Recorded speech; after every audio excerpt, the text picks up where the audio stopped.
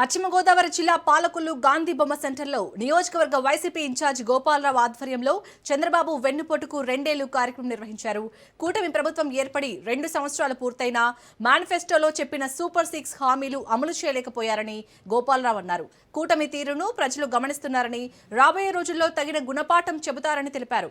ఈ సందర్భంగా Chandrababu manifesto ప్రతులను YCP నేతలు తగులబెట్టారు.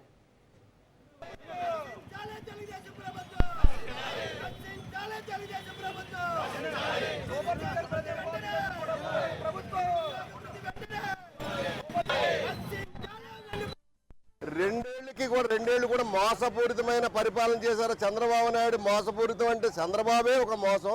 ఆ మోసానికి 2 ఏళ్లు పూర్తయింది. మరలా ఓటు రాజకీయం చేసి 2 ఏళ్లు మోసం ఇచ్చిన హామీలు సూపర్ 6 అన్నాడు. సూపర్ 6 కాదు, సూపర్ 0. ఇదే సెంటర్లో మాట్లాడాడు చంద్రబాబు నాయుడు గారు.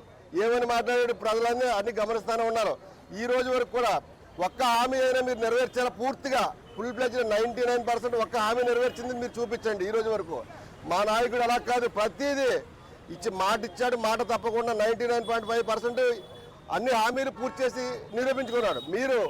మీరు దేనికి 2 ఏళ్ళు పరిపాలన పూర్తి చేసింది దేనికి అంటే దోచుకోవడానికే మీరు చేసిన పరిపాలన.